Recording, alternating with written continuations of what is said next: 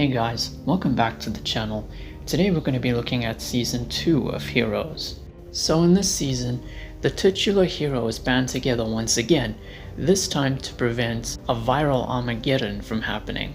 And it all has to do with a virus known as the Shanti virus, as well as an underlying conspiracy that has been in the works for quite some time. So, where to even begin with this season? Well, as Batman once said, "You either die a hero, or you live long enough to see yourself become the villain." That perfectly sums up the future of the show after Season 1. I mean, honestly, Heroes could have been a one-off thing, like a mini-series, and I think its legacy would have been much better off for it.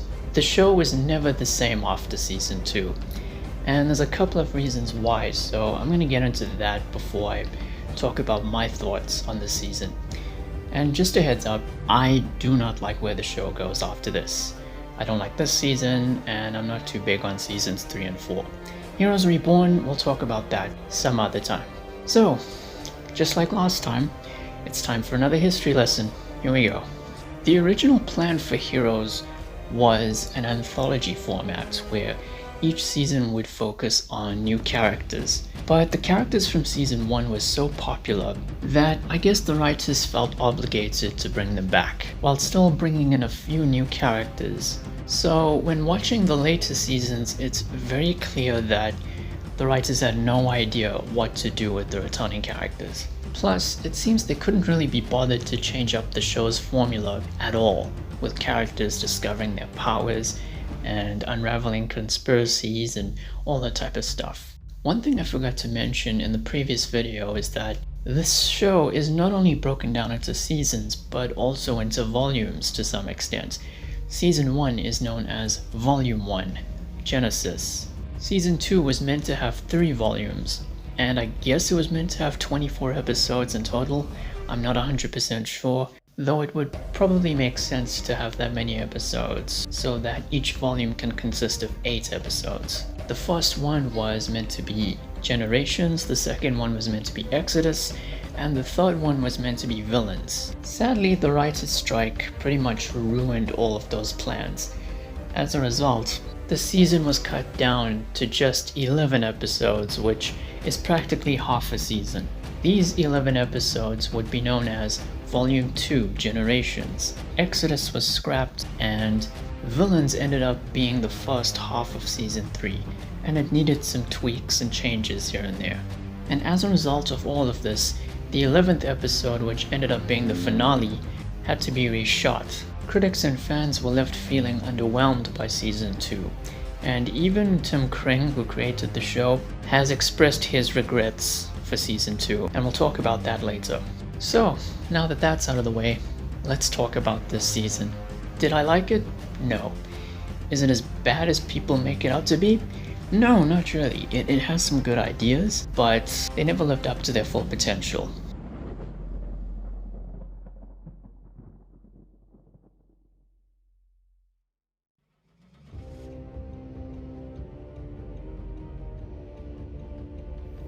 So first of all, I like the core premise of Season 2 with the viral Armageddon. It kind of reminds me of our current pandemic.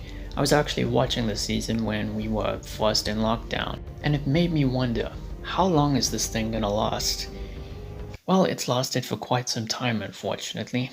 I also enjoyed some of the character arcs in the season, though most of them are just meh. Hiro Nakamura is in Japan, except not in the present day, but in the year 1671, where he meets his childhood hero, Kenzai. Except Kenzai is not really who he thought he was all along. Nathan Petrelli, Peter Petrelli's brother, is struggling with PTSD following the events of the Season 1 finale. And Matt Parkman is now taking care of Molly Walker, a young girl that he rescued in Season 1. But things become dangerous when she starts having nightmares about a man that she can see every time she thinks of him. Some of the new characters are interesting as well. For example, there's Maya and Alejandro, a brother and sister who are fugitives in the Dominican Republic, and Maya has the ability to trigger a fatal poison when triggered by stress, and Alejandro has the ability to control that poison. There's also Monica Dawson, a restaurant worker who can mimic any physical movements that she sees. And then there's Ellie Bishop, who's played by Kristen Bell. She has the ability to generate electricity. If there's one thing Season 2 did better than Season 1, it's the action. The action is bigger and a lot more exciting compared to Season 1. And the finale was great for the most part as well, even if I kinda wish they had stuck to their guns and kept the original ending.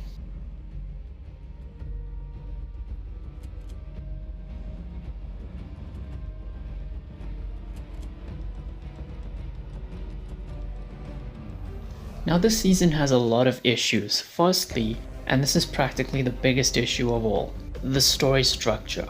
Everything plays out in such a way that it ends up feeling needlessly bloated with too many ideas. There's also a severe lack of focus for the majority of the season, and uneven pacing. I mean, it takes 7 episodes for the characters to figure out what it is they're trying to prevent from happening. 7 out of 11 episodes. If this season had twice that many episodes or more, it would be fine. But since this is only 11 episodes, it really doesn't make sense to drag out the mystery for so long. And to make things worse, instead of taking off from there, we're instead treated to a flashback episode this late into the season, with only 3 episodes left afterwards. And this episode is called 4 Months Ago. It's kind of similar to the flashback episode from Season 1 called 6 Months Ago. The only difference is that 6 months ago actually took place at least 40% into the first season, whereas with 4 months ago, the events that are detailed in the episode are being introduced to us 3/4 into the season, which in my opinion is far too late, and pretty much everything established should have been revealed right at the beginning of the season. And as a result, the events of the last 3 episodes feel kind of rushed. Aside from that, the returning characters didn't all have great character arcs this season. I mean, with Peter, they pretty much reset everything with this amnesia premise. Honestly, it feels like this idea was meant for another character, and they just decided to give it to him because they didn't know what to do with him, and yeah, I don't know. Claire Bennett's arc in this season is very redundant, and they even threw in a romance in there that I didn't really care about. There were also a couple of characters whose storylines were nothing more than side stories that had no bearing on the season whatsoever. I mean, the storylines that involve Maya and her brother Alejandro, Mohinder, Sila, Monica, and Matt Parker pretty much added nothing to the plot at all. You know, it all just felt like filler. And worst of all, it's pretty much the same as Season 1 in terms of the formula, and it's just not as effective with the same characters back. I mentioned earlier that Tim Kring expressed his regrets about Season 2. He thought the audiences wanted more of what they got out of Season 1, a build-up of characters and the discovery of their powers, and instead, the audience wanted adrenaline, as he puts it. He also wished that he could have resolved Hiro's storyline in Japan a lot quicker, and that what happens to Peter in episode 7 should have happened as early as the first episode. He acknowledged the characters like Maya and Alejandro should have been more involved in the main storyline, and that the romances were weak, saying, quote, "I've seen more convincing romances on TV. In retrospect, I don't think romance is a natural fit for us." Plus, he eventually admitted that everything after Season 1 had been pretty much written on the fly. And all of this is why Season 2 failed. It still boasted strong ratings, but it all went down from this point onwards.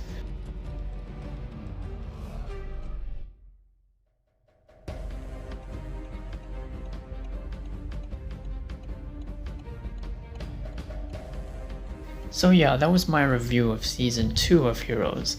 Next time we're going to be looking at Season 3. So, thank you all for watching. Please be sure to like the video, share it and subscribe. Hit the notification icon. Be safe during this time, and I'll see you soon.